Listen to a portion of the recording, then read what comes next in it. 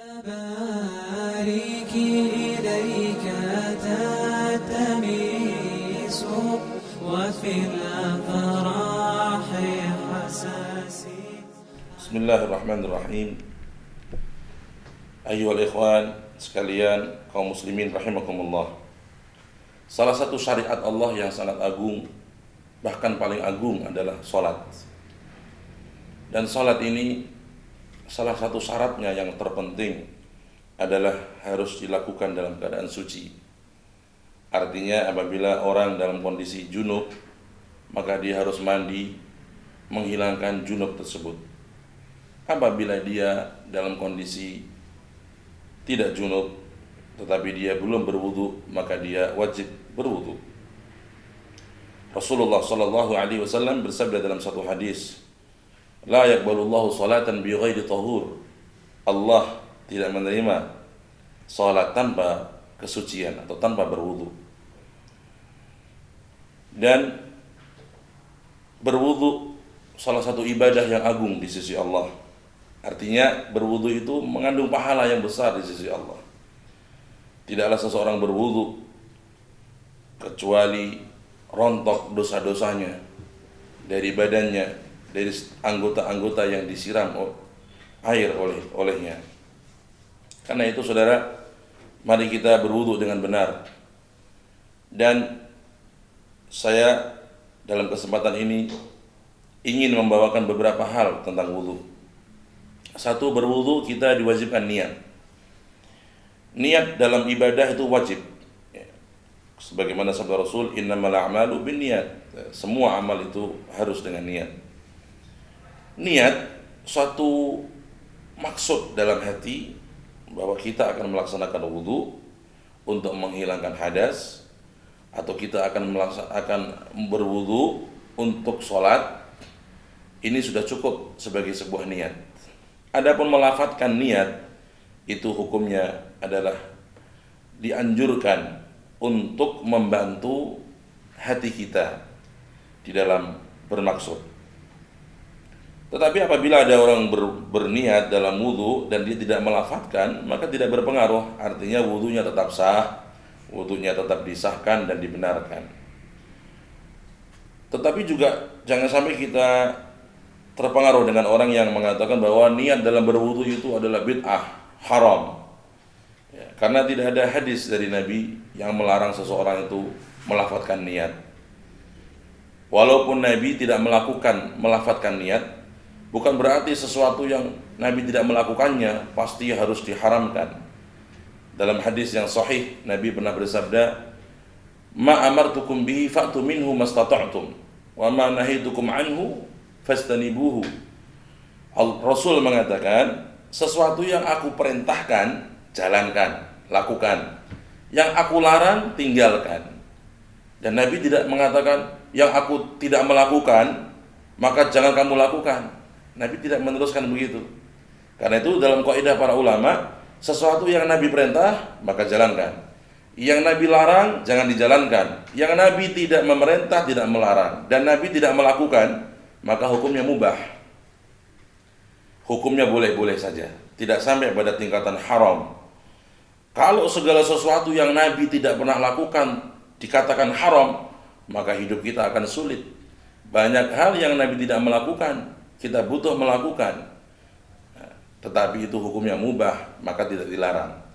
Kalau kita sampai mengatakan segala yang ditinggalkan Nabi, segala yang Nabi tidak lakukan itu haram, maka akan mempersulit kita dalam beragama.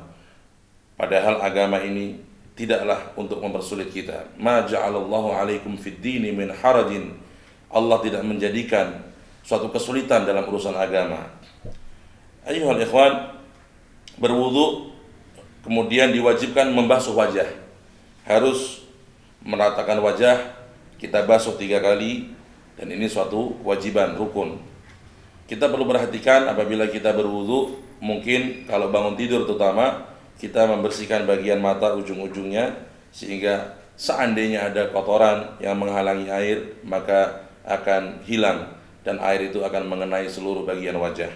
Batasan wajah, yaitu dari ujung rambut bagian atas, ya, kemudian dari ke ujung dagu bagian bawah ini, kemudian dari samping ke samping adalah dari telinga ke telinga. Ini harus kita basuh dengan wajah, kita basuh wajah kita dengan air. Adapun orang yang berwudu dengan mengusapkan air saja, tidak membasuh, ini ada suatu perilaku yang salah. Ini suatu amalan yang salah. Yang diwajibkan adalah membasuh, bukan mengusap wajah dengan air.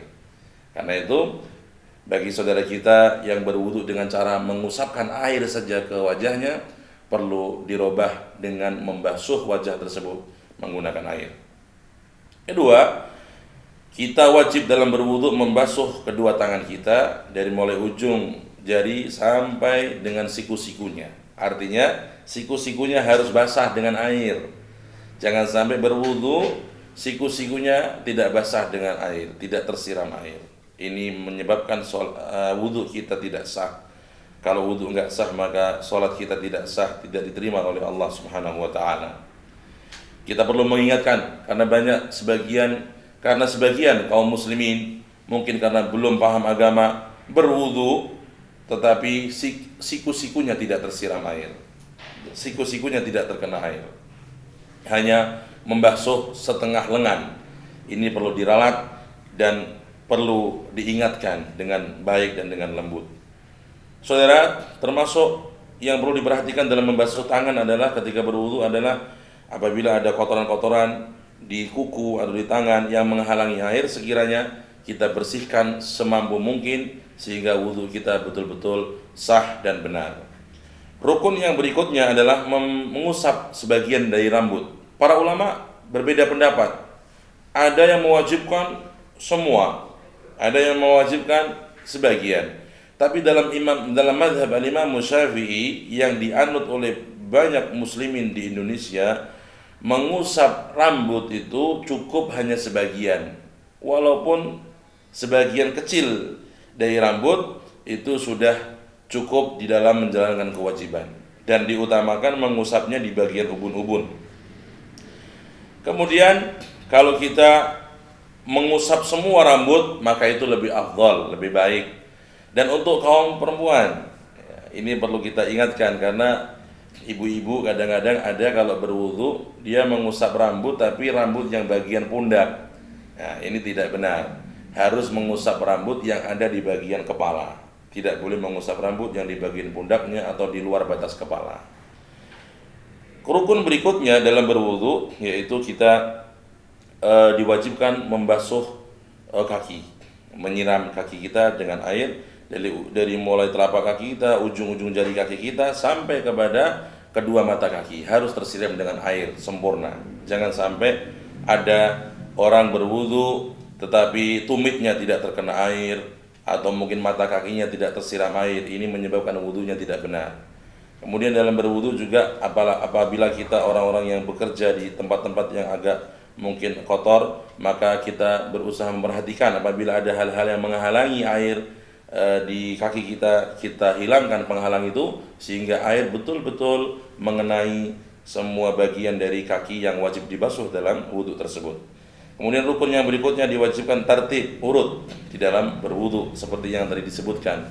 Ya, kemudian yang terakhir kita dalam berwudu berusaha untuk juga mengamalkan sunnah-sunnah berwudu yang itu berpahala besar, berpahala yang sangat agung di sisi Allah.